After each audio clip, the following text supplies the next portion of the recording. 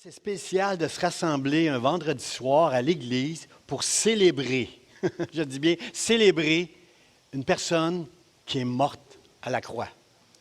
La bonne nouvelle, c'est que Jésus est mort pour nous, mais Jésus est mort. Nous célébrons ce soir la mort de Jésus. On a compris depuis 2000 ans, on a compris que c'est une bonne nouvelle qu'on prêche la croix de Jésus comme on l'a chanté ce soir, qu'on la prêche, c'est une bonne nouvelle, mais pouvez-vous vous mettre à la place des disciples il y a 2000 ans, lorsque Jésus a rendu son dernier soupir à la croix? Pouvez-vous imaginer la tension? Pouvez-vous imaginer la tristesse? Pouvez-vous imaginer la crainte? Et aussi l'horreur d'avoir vu ceux qui étaient pas trop loin, là, qui ont vu la souffrance de Jésus. Ça devait être indescriptible. Mais ce soir, je maintiens que c'est une bonne nouvelle que Jésus soit mort à la croix pour chacun de nous. C'est une bonne nouvelle. On veut dire merci au Seigneur pour ça. Frères et sœurs, je veux prêcher ce soir. J'ai tiré mon texte dans l'Épître aux Romains. L'Épître aux Romains est écrite par un de mes théologiens favoris. J'aime beaucoup Calvin, j'aime beaucoup plusieurs. Il y a beaucoup de théologiens que j'aime, mais l'apôtre Paul, c'est certainement mon préféré. J'ai tiré mon texte ce soir qu'on va regarder ensemble dans l'Épître aux Romains. L'Épître aux Romains, c'est certainement la plus longue, la plus théologique et celle qui a eu le plus d'influence au travers des siècles, parce qu'on cite souvent, Pasteur Charlie l'a dit tantôt, car tous ont péché et sont privés de la gloire de Dieu. C'est dans l'Épître aux Romains qu'on trouve beaucoup de passages qu'on va souvent répéter dans nos églises, dans nos réunions depuis 2000 ans. C'est la plus influente des épîtres que Paul a pu écrire, avec beaucoup, j'appelle ça du stock. Il y a beaucoup de perles, de richesses, de mots dans l'Épître aux Romains. Et ce soir, je veux qu'on aille ensemble pour parler de la croix dans Romains chapitre 5, verset 8. L'apôtre Paul nous enseigne en disant « Mais Dieu prouve son amour envers nous, en ce que lorsque nous étions encore des pécheurs, Christ est mort pour nous. » Dites pour nous. C'est pour toi, puis c'est pour moi que Christ est mort. Il a rendu... il est mort, il s'est éteint sur cette croix. Il est allé dans le royaume des morts, mais c'était impossible que la mort puisse le garder, alors il est ressuscité, on va voir ça dimanche. Mais quand même, Jésus prouve son amour envers nous, en ce que lorsque nous étions encore des pécheurs, Christ est mort pour nous. Je veux qu'on regarde ensemble ces trois passages-là, frères et sœurs. Dieu a prouvé son amour pour chacun de nous. Et alors qu'on était des pécheurs, frères et sœurs, si Jésus est mort sur la croix, c'est à cause du péché. Puis si je vais être plus précis, là, c'est à cause de nos péchés que Jésus est mort. Parce que nous sommes tous des pécheurs et on s'en allait en enfer et on méritait l'enfer parce qu'on est tous des pécheurs. Même si vous croyez que vous êtes une bonne personne, même si tous les gens au travail vous disent « il est fin, lui, elle est fine, elle », on est des pécheurs, frères et sœurs. Vous le savez qu'on est des pécheurs. À moins que vous viviez dans un monastère puis vous ne parlez jamais à personne. Puis même là, vous allez être capable de vous fâcher contre vous-même, je pense. Même si vous étiez tout seul, vous n'arriveriez à vous fâcher contre vous-même. Mais on est tous des pécheurs et on va parler ce soir que la justice de Dieu, parce que l'Épître aux Romains, si je la résume, c'est la justice de Dieu révélée au travers de Jésus-Christ. Il devait y avoir un châtiment pour les péchés. On ne veut pas au ciel passer l'éternité avec des pécheurs comme on l'a fait sur la terre. Je parlais avec mon épouse tantôt. Avez-vous remarqué, frères et sœurs, combien ça va de plus en plus mal dans le monde? Il y a quelques années, il y avait ici et là, il y avait des sujets d'actualité qui nous faisaient en sorte que ça n'allait pas trop bien. Mais là, tout va mal. Avec la COVID, avec la guerre en Ukraine, tu veux acheter une voiture si tu vas attendre 6 mois, tu veux la nourriture si vous faites l'épicerie. Comprenez-vous? Tout va mal partout, ça va mal. Moi, je ne veux pas vivre au ciel. Je ne veux pas avoir la vie. L'enfer, pour moi, ça serait comme, on a la vie éternelle. Arrangez-vous maintenant sur la terre entre vous. Là. Non. Au ciel, Dieu a réglé la question du péché. Vous et moi, on va être au ciel, puis on va vivre, on va être comme Jésus. On l'a chanté tantôt, il n'a pas voulu faire le ciel sans nous. Alors, il a réglé la question, frères et sœurs. Les disputes qu'on peut avoir les uns avec les autres aujourd'hui, au ciel, on n'en aura plus de ça. Au ciel, on va s'aimer parfaitement. On va être dans la joie divine, frères et sœurs, dans la paix, dans la sainteté, dans l'amour, dans la grâce. Toutes les qualités de Dieu, on va être là-dedans, nous autres, dans le ciel pour l'éternité. Alors moi, je dis merci au Seigneur pour tout ce qui a pris place. On va regarder ça. Dieu prouve son amour envers nous et aussi que Dieu va régler la question du péché. Puis on va regarder aussi que ce moment bizarre où Jésus est mort. Il est mort sur la croix vraiment. Alors ça, c'est quelque chose que je veux qu'on regarde ensemble. Mon premier point, faire ça ce matin, c'est Dieu prouve son amour. Dieu prouve son amour. Mais Dieu prouve son amour envers nous. Frères et sœurs, j'aime ce mot-là. Ça aurait pu être écrit, Dieu a prouvé son amour il y a 2000 ans en envoyant son Fils. Est-ce que vous remarquez que c'est au présent que Dieu dit, prouve son amour? Parce que depuis 2000 ans, jusqu'à temps que Dieu mette fin à ce monde, ça pourrait être ce soir, frères et sœurs. Quelqu'un dit Alléluia, Alléluia. La mort m'est un gain, l'apôtre Paul dit. On serait au ciel ce soir tous ensemble si ça finit ce soir. Ça pourrait finir ce soir, frères et sœurs. Dieu prouve son amour envers nous. C'est au présent, frères et sœurs. Ce n'est pas dit qu'il a prouvé son amour. Ça dit qu'il prouve son amour. Chaque jour qu'un homme, une femme, un jeune homme, une jeune femme comprend que c'est un pécheur, qu'il est séparé de Dieu pour l'éternité et que Christ a tout accompli pour lui, chaque personne qui réalise qu'il est un pécheur, qui dit « Seigneur, sauve-moi, sauve-moi », Dieu le sauve, en fait, il lui donne la foi et devient un enfant de Dieu. Alors, il prouve, j'aime le mot pour présent, Dieu prouve son amour envers nous alors que quand on était des pécheurs, on était dans le péché, on ne le connaissait pas et déjà Dieu avait prouvé son amour sur la croix.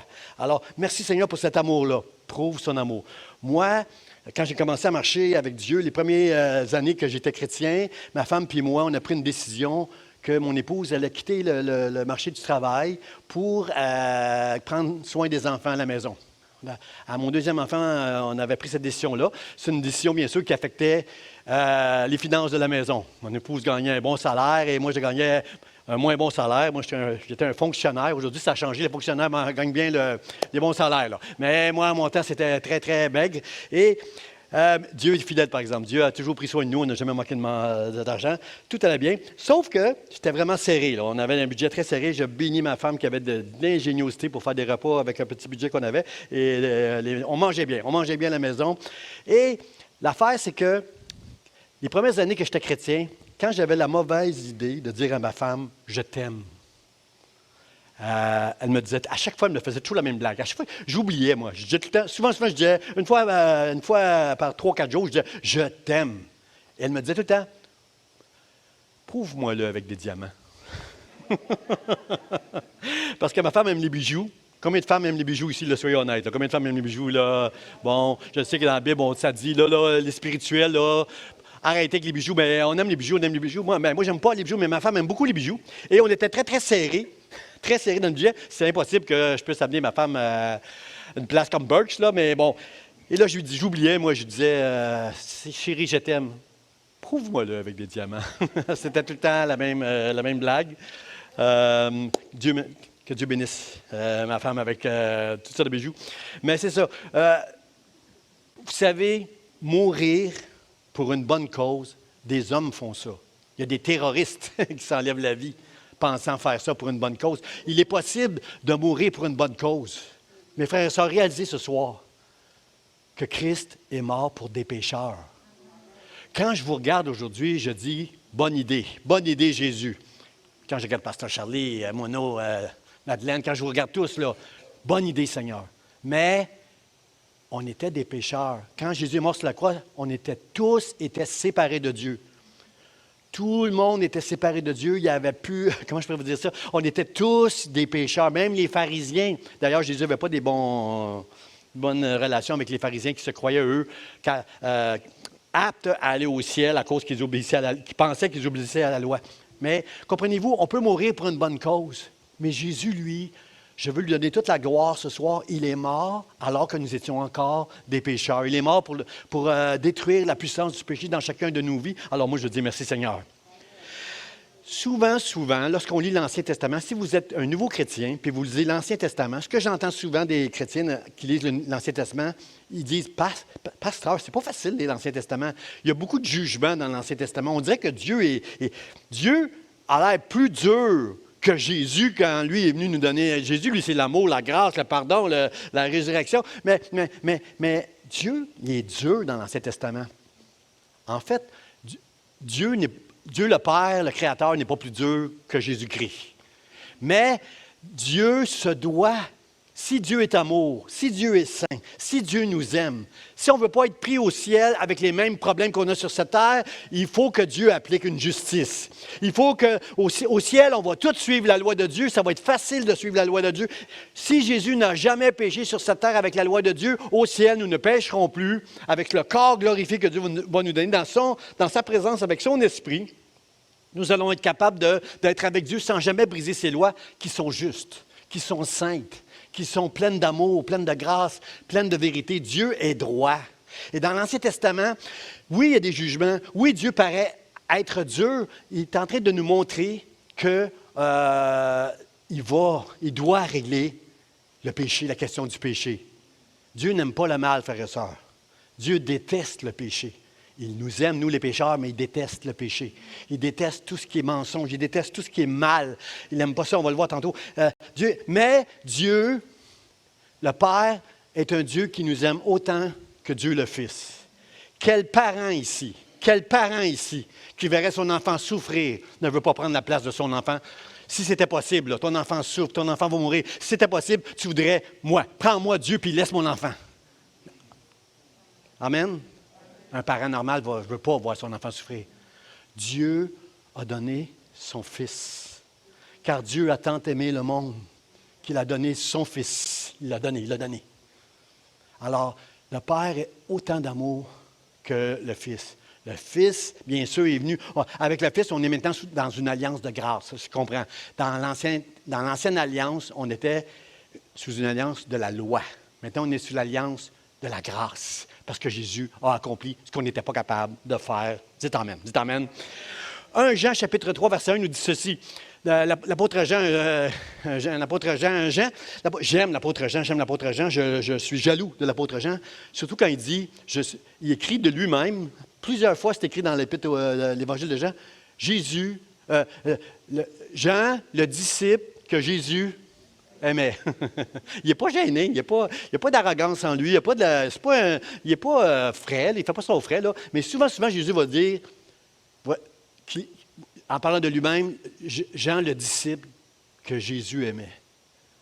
Moi, je suis jaloux de Jean.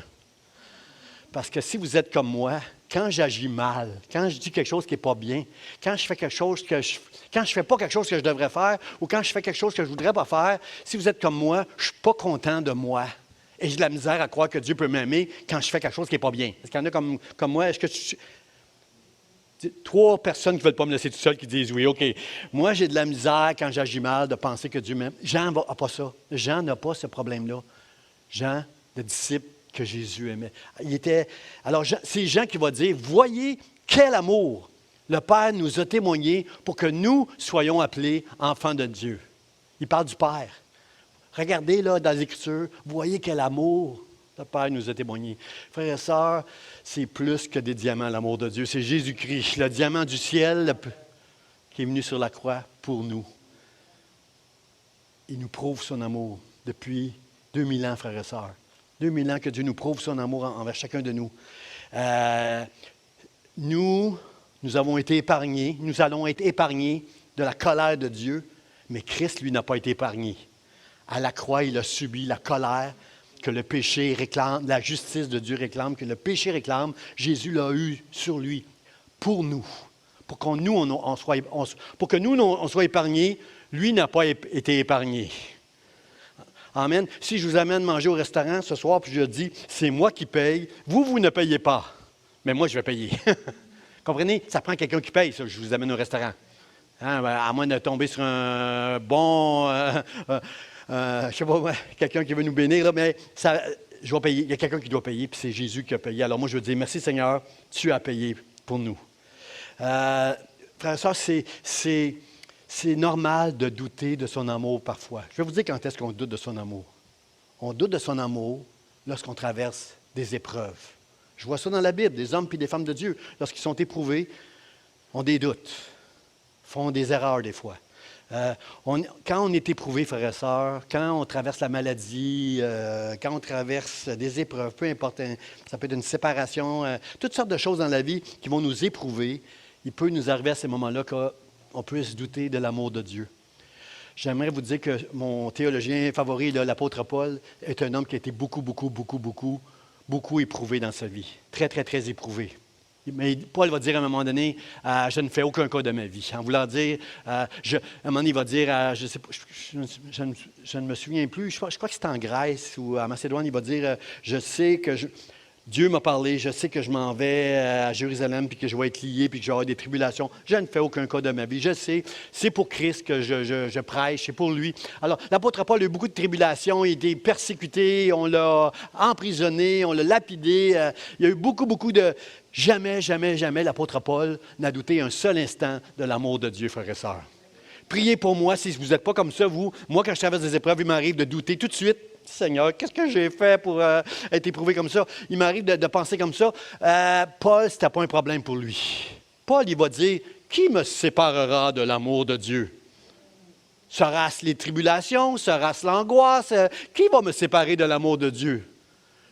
Paul savait en qui il avait cru. Il dit rien.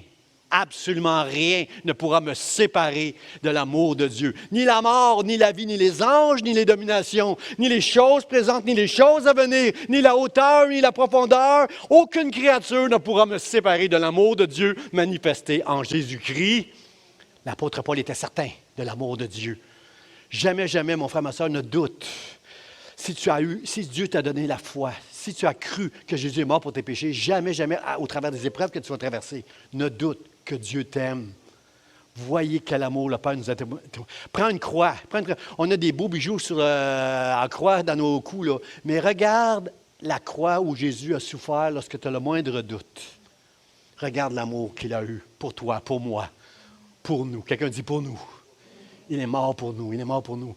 Dieu t'aime, puis je veux te le dire ce soir. Je veux le dire aux gens qui m'écoutent sur Facebook, surtout si tu es éprouvé en ce moment par la maladie ou n'importe quoi, Dieu t'aime de tout son cœur. Il a donné Jésus pour toi. Alors, Dieu t'aime. Bon, maintenant, Dieu nous aime, ça c'est clair, mais mon deuxième point, c'est que Dieu déteste le péché. C'est certain que Dieu va juger le péché. Parce que le péché, regardez comment ça va mal dans le monde, là. Ça, c'est l'homme, c'est le péché de l'homme. C'est l'esprit que dans ce monde qui amène l'homme à toutes sortes de folies. Et Dieu déteste le péché. Dieu prouve son amour envers nous en ce que lorsque nous étions encore des pécheurs, Christ est mort pour nous. Alors qu'on était encore des pécheurs, Dieu a envoyé Jésus sur la croix et Jésus est mort pour nos péchés. J'étais encore des pécheurs jusqu'au jour où j'ai compris que j'étais un pécheur puis que Dieu me pardonnait. Jusqu'à ce jour-là, ce jour-là, Dieu m'a délivré. Le jour où, dans cette église où j'étais, j'ai compris que j'étais perdu sans Jésus, qu'il m'a donné la foi, je suis devenu un enfant de Dieu. Dans la même microseconde, j'ai vu toute l'horreur, j'ai vu l'enfer, j'ai vu la mort, j'ai vu que j'étais perdu, séparé de Dieu, j'ai vu sa sainteté, et dans la même microseconde, j'ai vu toute la gloire que j'étais maintenant devenu un enfant de Dieu à cause de la croix. Je suis maintenant enfant de Dieu. Je n'ai plus peur, je suis un enfant de Dieu maintenant. Alors, Dieu va juger les pécheurs, frères et sœurs, ça c'est sûr. Mais dans notre génération, frères et sœurs, je veux vous mettre en garde de ne pas vous laisser abattre, influencer ou décourager, parce que nous sommes dans une génération, vous l'avez compris, là, je suis même surpris qu'on n'a pas encore enlevé la congé au gouvernement pour les vendredis saints ou comprenez-vous, des congés religieux, là, c'est bientôt, ça va disparaître, ça. Parce qu'on vit dans un monde sans la crainte de Dieu. Il n'y a plus de crainte de Dieu dans notre monde. Hein? Ce qui était péché dans ma génération à moi, aujourd'hui, c'est bien. Tu dis que tu aimes les bébés, tout le monde aime les bébés. J'avais mon petit bébé, il y avait le petit bébé Jeanne cette semaine. Le petit bébé Jeanne, elle était à terre, là, quelques mois seulement, elle était à terre, elle essaie d'avancer. Mon petit chien vient, là, il se couche sur le dos, elle prend une patte, elle le mord. Là. Hey, c'est cute. Le chien n'a pas trouvé ça drôle, mais nous autres, on trouvé ça drôle. C'est cute des bébés. On aime les bébés. Est-ce que vous aimez les bébés? Mais on a légalisé l'avortement, frères et sœurs. On dit qu'on aime, tout le monde dit qu'il aime les bébés. Mais on a légalisé l'avortement. On aime notre jeunesse, mais on a légalisé le pot, la drogue. Comprenez-vous, frères et sœurs, qu'on vit dans une génération très, très humaniste. Une vraie conversion, frères et sœurs, une vraie conversion, c'est la fin du règne de moi, c'est le règne de Dieu maintenant dans ma vie. C'est plus moi. C'est plus moi qui va décider, c'est Dieu qui va décider. Peut-être que je ne comprends pas tout ce qui est écrit là-dedans, mais je crois que c'est la vérité. Qu'est-ce qui est écrit là-dedans? Parce que ça vient de Dieu. Alors, je vais me conformer par la grâce de Dieu, avec l'aide de son Saint-Esprit, à marcher avec lui. Mais ce monde est complètement corrompu, frères et sœurs. Et dans ce monde, il y a ce qu'on appelle la religion. La religion offre l'espoir aux gens que tu peux t'approcher de Dieu. Si tu fais la bonne affaire, si tu fais des bonnes œuvres, si tu adoptes des bonnes valeurs dans ta vie, peut-être que tu seras capable de t'approcher de Dieu. Frères et sœurs, c'est pas vrai. C'est même démoniaque. Il y a quelque chose de démoniaque dans la religion. Si la religion te fait croire que tu peux entrer. Sur la porte du ciel, ce n'est pas écrit « Si tu fais bien, tu peux entrer ». Ce n'est pas écrit. Jésus a dit « Nul ne vient au Père que par moi, je suis la porte des brebis ». Il y a un seul chemin qui nous amène au ciel. Mes frères et sœurs, il y a 10 000 portes dans ta vie qui vont s'ouvrir devant toi, dans ce monde, pour t'emmener en enfer. Toutes sortes de tentations, que ce soit l'argent, la gloire, l'amour des hommes, peu importe comment le diable va travailler dans ton cœur, il y a plein de portes qui veulent t'amener en enfer, mais il y en a juste une qui va t'amener au ciel. C'est Christ, c'est ce que Jésus a fait à la croix. C'est lui seul. Ce ne sera jamais la religion, frères et sœurs. Dieu aime les pécheurs, mais il n'y a aucune grâce en Dieu pour le péché, frères et sœurs. J'ai entendu trop souvent des prédicateurs qui plaidaient que la miséricorde de Dieu, finalement, à la fin, on va tout aller au ciel. La miséricorde de Dieu est si grande qu'elle va l'emporter sur le jugement. Non, frères et sœurs. Je ne veux pas être au ciel avec des pécheurs. Je veux être au ciel avec des hommes et des femmes qui ont été transformés par la gloire et l'amour de Dieu. Des hommes et des femmes qui, comme moi, ont connu le Dieu et maintenant veulent juste se donner à Dieu. C'est ça que je veux, moi. Je suis d'accord que le péché soit jugé. Complètement d'accord avec ça. Alors, Dieu aide-nous. Dieu aide-nous. Regardez comment le monde, nous sommes dans un monde qui, sans crainte de Dieu, qui s'enfuit. Regardez au Luc chapitre 17, ça dit, ça c'est à l'époque de Noé qui a eu le déluge. Un du premier jugement de Dieu, là, le déluge. Ça dit qu'à cette époque-là, les hommes mangeaient, buvaient, se mariaient et mariaient leurs enfants. Jusqu'au jour où Noé entra dans l'arche et le déluge vint et les fit tous périr. Tous périr. Il y a seulement Noé et sa famille qui sont entrés dans l'arche. Frères et sœurs, ça pourrait arriver ce soir, ça. Ça fait longtemps que Dieu nous avertit. Repentez-vous. Jean-Baptiste disait repentez-vous. Jésus a prêché repentez-vous. Et les disciples prêchent encore repentez-vous, frères et sœurs. Si nous ne reconnaissons pas que nous sommes des pécheurs, ça peut s'arrêter ce soir. Cette miséricorde que Dieu a pour chacun de nous. Ce fil très mince. Ce fil très, très mince qui va rompre à un moment donné. Il est solide parce que c'est le fil de la miséricorde de Dieu en ce moment. Mais il peut se rompre n'importe quand. Et dans l'époque de Noé, on s'en fichait. On mangeait, on buvait, on se mariait. Puis le déluge est arrivé. Ils ont tous péri. Frères et sœurs, ce soir, je veux être le plus solennel possible. Le temps est compté, frères et sœurs. Le temps est compté parce que Dieu doit juger le péché. Et moi, je le répète, j'étais complètement d'accord avec mon épouse ce soir dans la voiture que avant, il y avait des affaires qui allaient mal. Mais aujourd'hui, tout va mal, partout, dans tous les pays du monde, ça va mal. Avec Internet, on comprend que ce n'est pas juste ici au Québec, c'est partout dans le monde que ça va mal. Ça va mal en Haïti, ça va mal en Afrique, ça va mal au Québec, ça va mal partout dans le monde, frères et sœurs, parce que le péché avance très, très vite, frères et sœurs. Les hommes sont de moins en moins religieux. Bien sûr qu'il y a des petits réveils ici et là. Dieu sauve ceux qui sont à lui, là. Mais ça avance vite, le mal puis le péché, frères et sœurs. Bientôt, ça va être la fin de ce monde. Est-ce qu'on peut entendre ce soir? Merci, Seigneur, pour la croix. Et sauve-moi, Seigneur. Sauve-moi, mon Seigneur. Les hommes mangeaient, buvaient, se mariaient. Ils ont tous péri. Ils faisaient comme si Dieu n'existait pas. Frères et sœurs, Dieu existe. Dieu existe. Il est vivant. Il nous aime. Il nous appelle ce soir. Il nous interpelle. Il nous dit, repens-toi. Tourne-toi vers moi. J'ai tout fait à la croix pour que tu sois mon enfant. Tourne-toi vers moi. Frères et sœurs, le psaume 5, versets 4 à 7, nous montre le cœur de Dieu. On voit dans ce psaume-là vraiment le cœur de Dieu. La Bible dit, le psalmiste dit, « Tu n'es point un Dieu qui prenne plaisir au mal. » Dites Amen. Amen. Le méchant n'a pas sa demeure auprès de toi. Amen. Les insensés ne subsistent pas devant tes yeux. Tu hais tous ceux qui commettent l'iniquité. Amen. Tu fais périr les menteurs. Amen. L'Éternel abhorre, il déteste les hommes de sang et de fraude. Amen.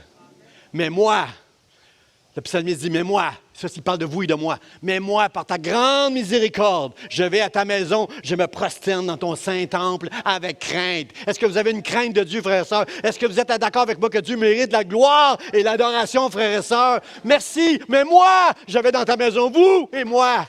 Nous allons dans la maison de Dieu et on peut se prosterner avec crainte dans sa maison ce soir. Et on va avoir l'occasion de le faire en terminant le service. Tantôt, on va adorer Dieu tous ensemble. Nous allons nous prosterner devant lui avec crainte en disant merci, avec reconnaissance. Seigneur, merci pour tout ce que tu as fait. Bientôt, tu vas juger le péché, mais moi, tu as déjà jugé le péché en moi. C'est Jésus qui a été jugé à ma place. Merci, merci, merci. Seigneur, mais moi, je vais à ta maison et je me prosterne dans ton Saint-Temple avec crainte. Merci, Seigneur, pour ce que tu as fait pour moi. Jonathan Edwards, j'ai lu un peu, j'ai relu le vieux sermon de Jonathan Edwards. Jonathan Edwards a prêché un sermon en 1741, frères et sœurs. Ceux qui ne le connaissent pas, il a prêché un sermon qui s'appelle « Entre les mains, pécheurs ». Le titre de son message, c'était « Pécheurs entre les mains d'un Dieu en colère ». Il a prêché ce sermon-là, frère et sœur, pendant... Puis Jonathan Edwards, ce n'est pas un prédicateur charismatique, là. Il avait des lunettes épaisses. Ce que j'ai lu là, sur lui, là, il avait des lunettes. Et quand il lisait son sermon, il était devant ses papiers, puis il disait « Dieu prouve son amour au présent, en continu. Pour une bonne cause, on peut mourir. » Il lisait comme ça, frère et sœur.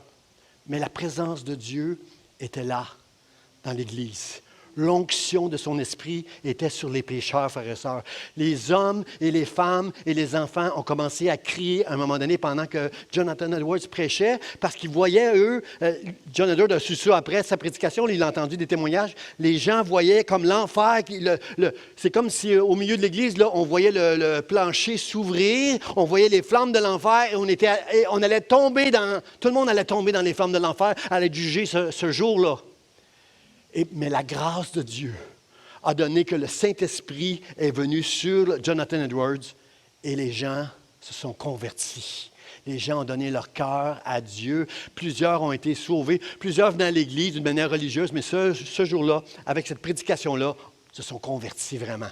Et ce n'était plus le règne du moi, c'était le règne de Dieu à partir de cette prédication-là. Alors, je veux dire à tous ceux qui prient, s'il vous plaît, priez pour le pupitre. Priez pour que Pasteur Jean, Pasteur Charlie Sœur Nicole prêche ici. Là. Priez pour qu'il y ait la même onction qu'il y avait en 1741 sur Jonathan Edwards, que cette onction soit ici dans l'Église Vie d'Espoir, afin que nul, quelqu'un dit nul, ne sorte de ce lieu sans avoir l'assurance qu'il s'en va au ciel pour l'éternité.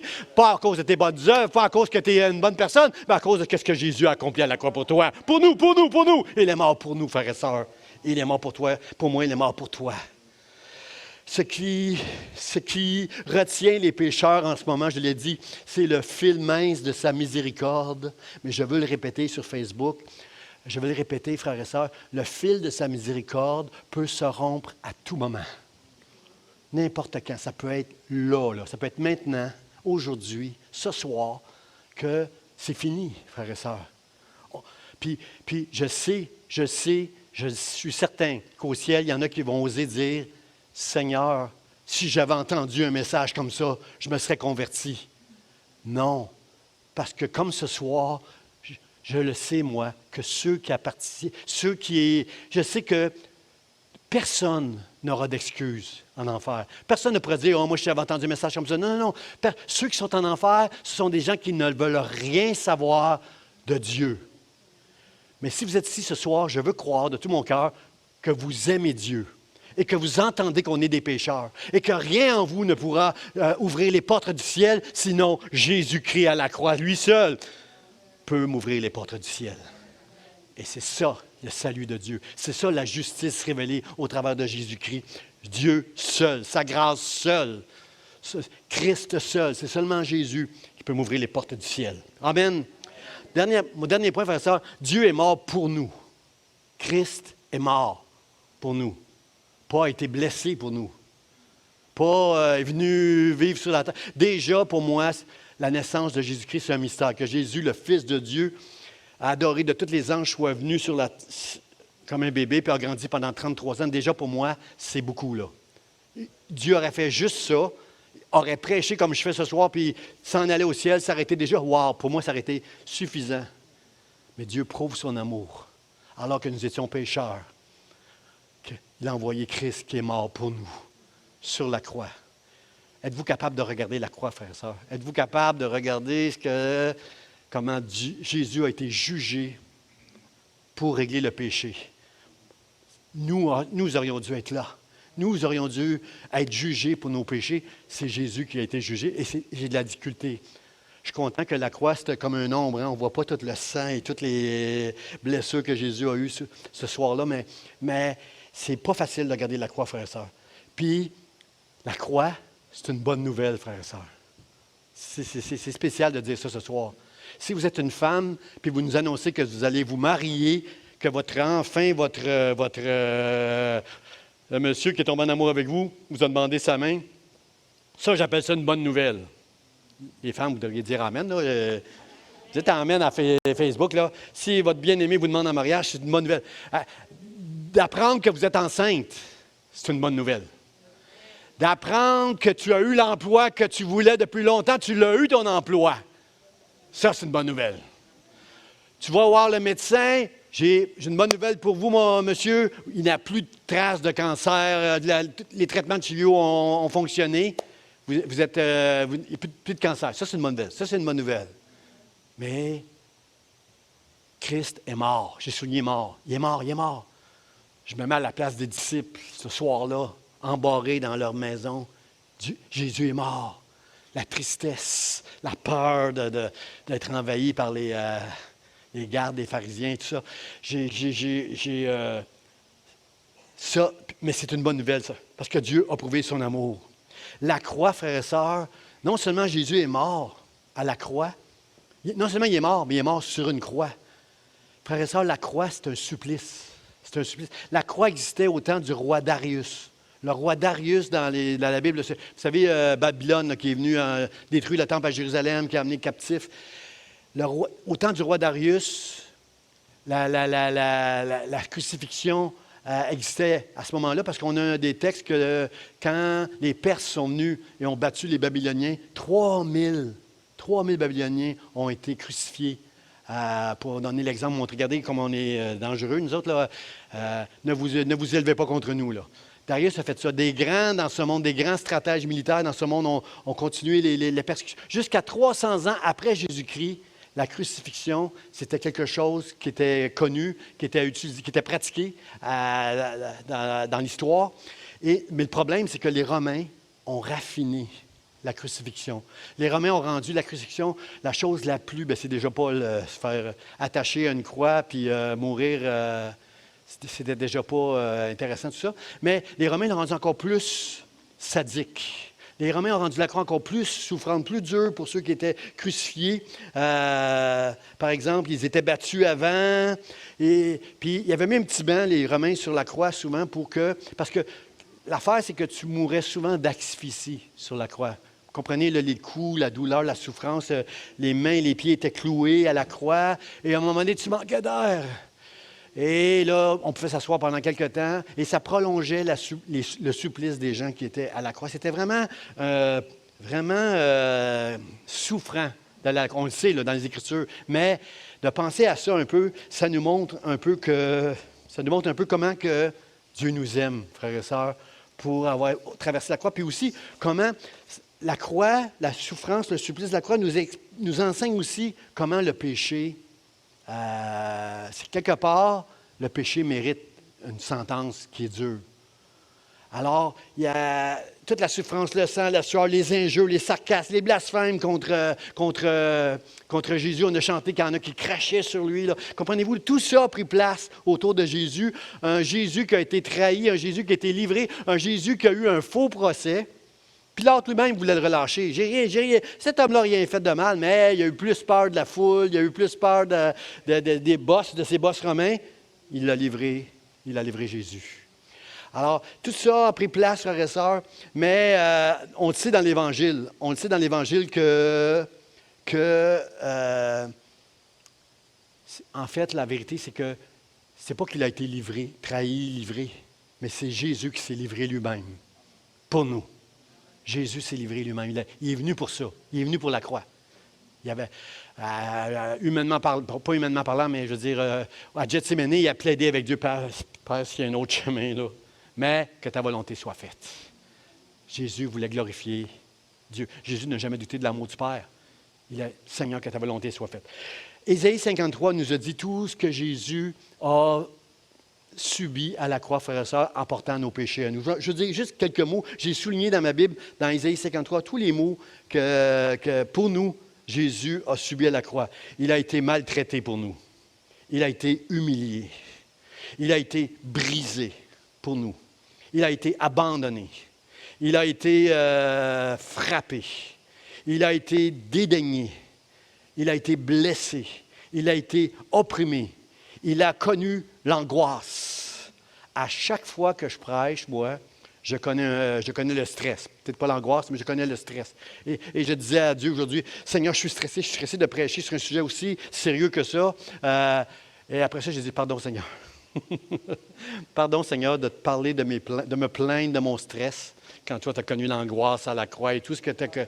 Comprenez-vous, frère, ça, que nos plaintes... Si vous êtes plein aujourd'hui, là, dites pardon. Si vous êtes plein de quelque chose aujourd'hui, dites pardon parce que Christ a subi toutes ces choses-là à la croix, je le répète, pour nous, parce qu'il nous aime. Vous êtes ici ce soir, Dieu t'aime. Peu importe ce que tu traverses comme épreuve, peu importe ce que tu traverses comme douleur, comme angoisse, Dieu t'aime et il est mort à la croix pour nous, pour toi, pour moi. Il est mort et il a subi toutes ces choses-là injustes parce que lui était juste. C'est injuste qu'il vive ça.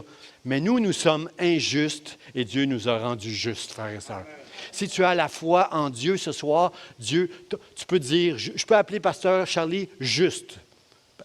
Parce que juste, dans la compréhension des Écritures, ça veut dire j'ai la foi. J'ai la foi en Dieu. Il y a un frère qui me demande des fois, qu'est-ce que ça veut dire la foi, pasteur Jean? Qu'est-ce que ça veut dire la foi? La foi, ça veut dire plus que de croire en Dieu, parce que le diable croit en Dieu aussi, là. La foi, c'est de faire confiance en Dieu et permettre à Dieu de régner sur toi. C'est ça la foi. C'est ça la foi. Ce n'est plus moi qui vis, c'est Christ qui vit en moi. Les choses anciennes sont passées, voici toutes choses sont devenues nouvelles. Je suis un enfant de Dieu maintenant. Ce n'est plus le règne du moi, c'est le règne de Dieu en moi maintenant. Par sa grâce, par sa grâce. C'est ça. Il a été faussement accusé, mais il a été livré pour nous, frères et sœurs.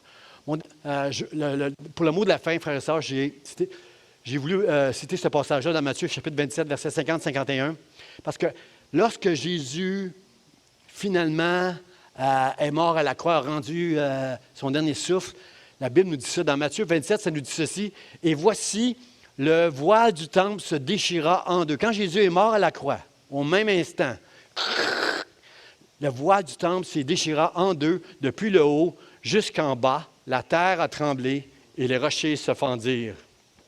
Frères et sœurs, dans l'Ancienne Alliance, elle n'était pas parfaite. Il fallait suivre la loi.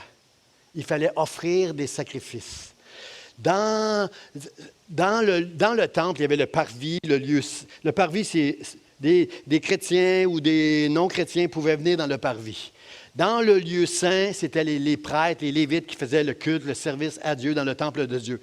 Et il y avait aussi un lieu très saint. Le lieu très saint, il y avait un voile qui cachait le lieu très saint, qui cachait l'arche de l'Alliance. Et c'était le souverain sacrificateur, une fois par année seulement, qui pouvait aller derrière, dans le lieu qu'on appelle très saint, dans la présence très sainte de Dieu, avec du sang, avec des sacrifices. Mais c'était du sang des boucs. Comprenez-vous, frères et sœurs? Dans l'Ancien Testament, même le souverain sacrificateur qui avait le droit, selon la Bible, d'aller dans le lieu très saint, lui-même tremblait lorsqu'il allait dans le lieu très saint, parce qu'on mettait même des clochettes à ses pieds. Parce que s'il tombe mort, si Dieu le juge derrière le rideau saint et qu'il tombe mort, on ne va pas là, on le tire avec la corde. Et si on n'entend plus les clochettes, on tire la corde. Alors, il y avait le lieu très saint qui nous rappelle qu'on ne peut pas être dans la présence de Dieu, frères et sœurs, à cause de nos péchés. Malgré le culte qu'on rendait à Dieu, malgré les sacrifices, malgré qu'on essayait d'observer la loi, frères et sœurs, c'était impossible.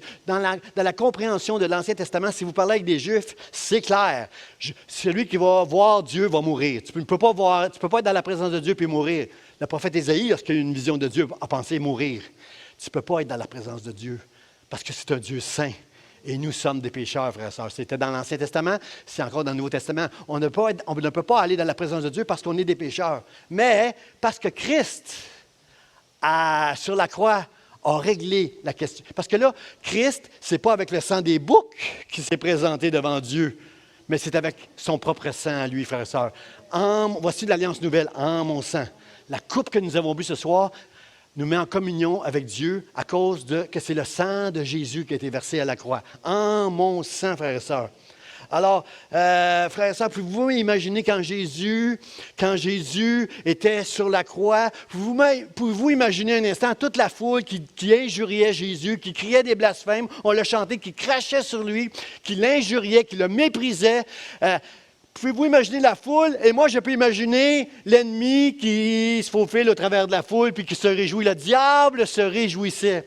Frères et sœurs, tout ça a commencé un jour. Tout ce mal que nous voyons sur la terre a commencé un jour parce qu'il y a eu une conversation entre le serpent et Ève, frères et sœurs. Fais attention avec qui tu parles. Fais attention de ce que tu vas entendre avec tes oreilles. À cause d'une conversation, elle s'est faite... séduite, et par un seul homme, le péché est entré sur la terre, mais la bonne nouvelle ce soir, par un seul homme qui est mort à la croix et qui est ressuscité le 3e jour, frères et sœurs, maintenant nous sommes des enfants de Dieu. Frères et sœurs, lorsque la foule injuriait Jésus à la croix, lorsque le serpent, le diable, était au travers de la foule, il se réjouissait. Frères et sœurs, j'aimerais vous dire quelque chose, c'est une bonne nouvelle, ça m'excite. Ce qui s'est passé ce soir-là, lorsque Jésus a rendu, la Bible nous dit, dans 3 évangiles, nous dit qu'il a rendu un dernier cri et il a rendu l'Esprit. Il a fait un cri et il a rendu l'Esprit. Jean, lui, nous dit, je crois que c'est dans Jean, ça nous dit, lui, qu'il a dit, tout est accompli, tout est fini, tout est fini. Tout est accompli, c'est fait, c'est payé, c'est fini, c'est fini. Et il a crié, puis il a rendu l'Esprit. Frères et sœurs, le diable qui était avec la foule, qui criait des injures à Jésus, qui se réjouissait, frères et sœurs, le diable ne l'a pas vu venir celle-là. Il ne l'a pas vu venir celle-là. Et là, quand le voile s'est déchiré, dans le voile, frères et sœurs, Dieu est en train de nous dire merci, merci, merci. Maintenant, nous pouvons avoir une vraie communion. Tu n'as plus besoin de faire de sacrifices maintenant. Tu n'as plus besoin d'avoir une mauvaise conscience à chaque fois que tu fais un mauvais péché. Tu n'as pas besoin de te priver de la Sainte Seine parce que tu as fait un péché. Demande pardon à Dieu. Jésus t'a pardonné à la croix. Le voile s'est déchiré et j'ai la communion avec Dieu maintenant. Je suis maintenant avec lui. Hébreux 10 nous dit, au moyen du sang de Jésus, nous avons un libre accès. Approchons-nous. Quelqu'un dit, approchons-nous. Approchons-nous avec foi, les cœurs purifiés d'une mauvaise conscience. Moi, je suis comme ça, puis vous êtes comme ça. Si tu fais mal, tu ne te sens pas digne de t'approcher de Dieu. Mais, frères et sœurs, demande pardon à Dieu de dire une chose comme ça. C'est pas toi qui peux te rendre digne de t'approcher de Dieu. C'est Jésus qui t'a rendu digne de t'approcher. J'ai un libre accès. Le voile a été déchiré. J'ai accès à la présence de Dieu maintenant. Je peux aller voir Dieu, prier Dieu et l'appeler papa. Et Jésus est à côté de mon papa et il intercède pour moi. J'entends Jésus qui dit, le diable veut te cribler comme le froment. Chacun de nous, le diable veut nous cribler comme le froment. Mais j'ai prié pour toi. Il est à la droite du Père. Il prie pour toi. Et un jour, on va être au ciel pour l'éternité. Qui entend ce voile déchiré et dit, merci Seigneur. J'invite les musiciens à s'avancer. Merci Seigneur pour ce voile. Merci Seigneur. Nous allons terminer avec un chant d'adoration, frères et sœurs. Mais c'est important, frères et sœurs, de régler quelque chose ce soir. C'est important de régler. Je veux faire une prière, je veux faire un appel avec les gens sur Facebook. Et vous qui êtes ici ce soir, c'est important pour moi en tant que pasteur. Je n'ai pas l'onction de Jonathan Edwards. Je veux faire sûr, frères et sœurs, que vous et moi, c'est réglé. La question du péché dans ta vie. Je ne suis pas arrogant. C'est pas, si vous m'entendez, quand vous m'entendez dire « j'ai l'assurance que je vais au ciel pour l'éternité », ce n'est pas de l'arrogance. Je fais juste déclarer ce que la Bible déclare. Pourquoi? Parce que je suis un pécheur, mais Christ est mort pour mes péchés, il a réglé les péchés. Alors ce soir, je peux le chanter et l'adorer avec nos musiciens parce qu'il est mon Dieu. Mais moi, je veux m'assurer que chacun de vous ici ce soir, puis à Facebook, vous avez compris que vous êtes séparés de Dieu pour l'éternité. Vous êtes derrière un voile. Vous ne pouvez pas être dans la présence de Dieu à cause du voile qui sépare la sainteté de Dieu et votre nature pécheresse. Mais si vous avez compris comme moi que le voile s'est déchiré parce que Jésus, lui seul, a accompli ce qu'il fallait pour qu'on soit dans la présence de Dieu, j'aimerais que vous puissiez faire cette prière avec moi. J'aimerais que vous puissiez vous lever là à votre place et juste répéter la prière que je vais faire. Puis ceux qui sont sincères, Dieu le voit. Si votre cœur n'est pas sincère, bien, c'est entre vous puis Dieu, là. Mais Dieu nous a purifiés d'une mauvaise conscience. Et il a lavé notre corps de nos purs. Alors voici la prière que j'aimerais que vous faites. Faites juste répéter après moi cette prière, puis ensuite on va rentrer dans l'adoration pour dire merci Seigneur pour ce jour où tu es mort à la croix pour nous. Merci Seigneur. Alors la prière, juste répétez après moi. Je suis pécheur. Dieu, je suis pécheur. Il est juste que je sois séparé de toi. Mais je crois que tu m'aimes. Je crois que tu as envoyé Jésus pour mon pardon, pour la justification et la réconciliation. Accorde-moi la grâce de vivre d'une manière qui t'honore, Dieu. Je crois en toi. Accorde-moi la foi. Remplis-moi de ton Saint-Esprit. Et moi, je m'engage à te suivre. Je m'engage à te servir. Et je m'engage à t'adorer. Toi, mon Seigneur, et mon Dieu. Amen et amen et amen. Adorons-le ensemble, frères et sœurs. Car c'est fini de notre Dieu qui un jour m'a sauvé. J'allais errant de Dieu en Dieu quand tu m'as retrouvé.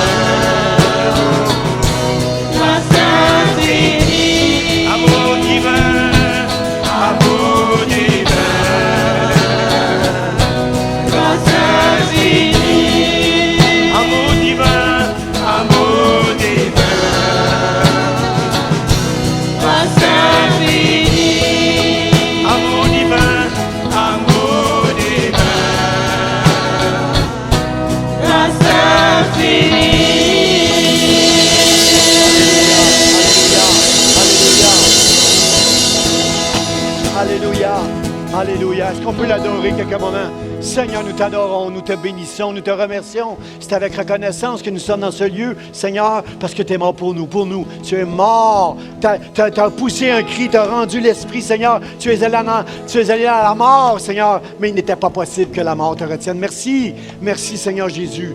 Merci, Seigneur, pour le voile déchiré. Merci que j'ai accès, libre accès à la présence du Père maintenant. Alléluia. À cause de ta sainteté, tu m'as justifié. Tu m'as pardonné, Seigneur. Tu m'as réconcilié, tu m'as racheté. Seigneur, merci. Merci pour ta grâce. Merci pour ta grâce, Seigneur. Merci, Seigneur Jésus, pour ton amour. Tu as prouvé ton amour, tu le prouves encore. Merci. Merci.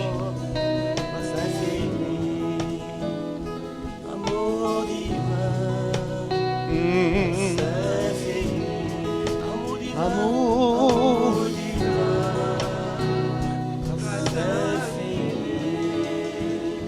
Amen. Est-ce qu'on peut applaudir le Seigneur, frère et sœurs, ce soir? Seigneur, merci, merci. Je veux dire merci à Jésus, je veux dire merci à nos musiciens, merci à chacun de vous, frères et sœurs. Et si vous allez chercher un enfant en haut, dites merci aux personnes qui ont pris soin de vos enfants. Soyez bénis. Bonne fin de journée. Et on se voit dimanche prochain. Et juste les jeunes, je veux juste adresser quelques jeunes en bas de 39 ans. Les jeunes, c'est en bas de 39 ans. En haut, c'est des moins jeunes, mais c'est des jeunes, mais c'est moins jeunes. À partir de 13 ans, les jeunes ici, là, jusque dans la trentaine, nos réunions jeunesse recommencent avec Pasteur Charlie vendredi prochain, 7 heures, Pasteur Charlie. À 7 heures, on reprend en présentiel les réunions jeunesse. Alors, vous allez être bénis. Invitez un ami, soyez là. On va le dire dimanche. Je vais l'écrire dans le mot du pasteur mercredi, mais soyez là, les jeunes, vendredi prochain. Ne manquez pas ça, un vendredi dans la présence de Dieu. Soyez bénis. Bon vendredi saint, frères et sœurs.